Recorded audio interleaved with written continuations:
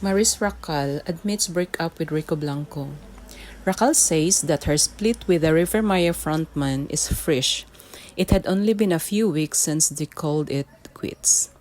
Racal shared that she and Blanco then had a very difficult talk about the matter while disclosing that it had something to do with her many questions about life. Despite this, they ended the relationship very politely, filled with love and understanding. It was a very difficult talk because I love him so much. I love him and he loves me. But I have so many questions about my life, Racal said. And how would I go on sa buhay with him when I have so many questions about me, my sense of self? It was so difficult, but it was a very polite separation. And to the very end of our relationship, it was still full of love, full of understanding, and Rico is one of a kind. Still emotional, Racal said that while she wishes to skip her 20s, she has to face her problems and acknowledge the changes in her life. If could only skip through my 20s, but I can't. I have to face it. I have to sit with my feelings and acknowledge my changes. So guys, pakinggan natin ang pahayag ni Miss Racal during the interview about their breakups with Mr. Rico Blanco. So kung bago pa lang kayo dito sa channel ko, please don't forget to like, subscribe, and share. Thanks for your support. Bye! I'm so scared. I'm really scared. Dami kasing tanong about him and I'm tired of smiling and nodding. Yeah, Rico and I are over. So sorry, friends.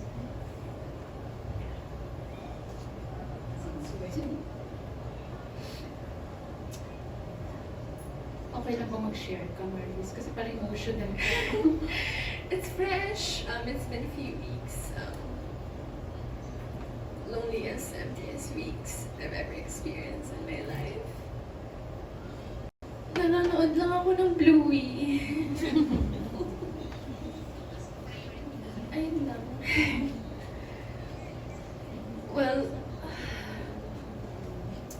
walang nagtanong, but nangyari? Well, wala akong short answer for it.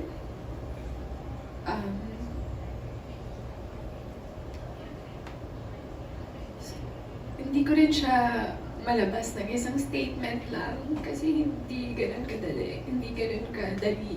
Sobrang complicated yan, the situation.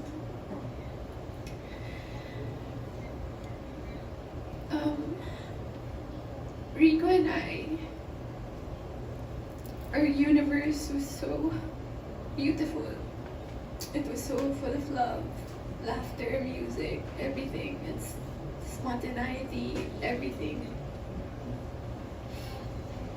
So 5 years namin together, we were always on the same page.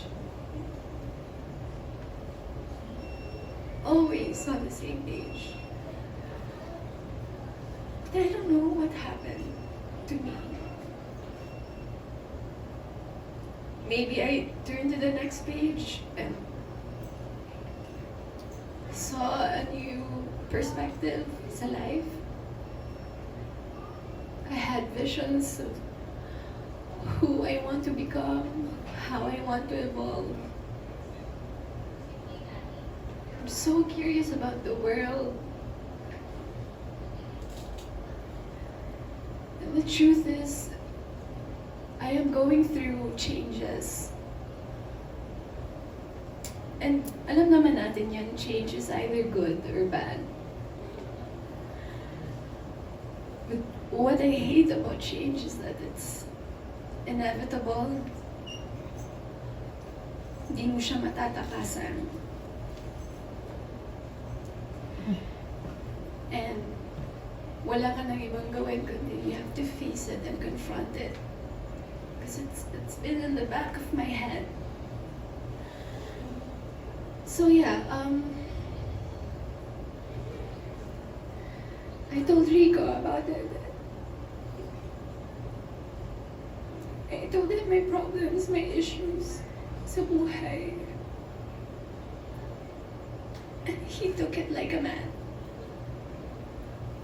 He took it like a man.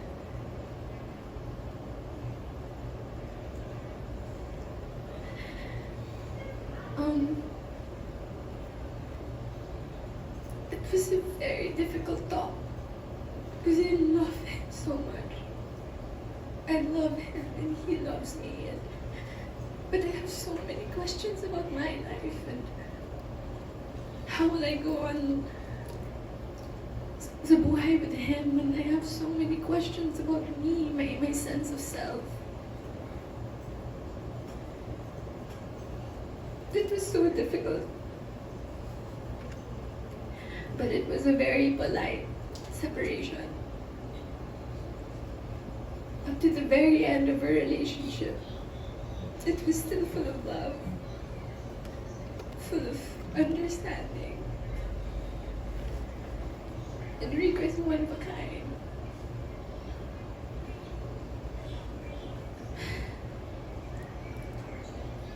If only I could skip through my 20s, you know. But I can't. I have to face it. I have to sit with my feelings and acknowledge my changes. And this is the only time I'm gonna ever talk about it. Since, while we're at it, I would like to humbly ask the public to look at us, Rico and I, with understanding and love, because we're both grieving. Hindi naman makakontrol yung mga opinion ng mga tao, but please don't direct your hate towards Rico. He's too precious for that. If you guys want to throw some punches, I'm ready to take them.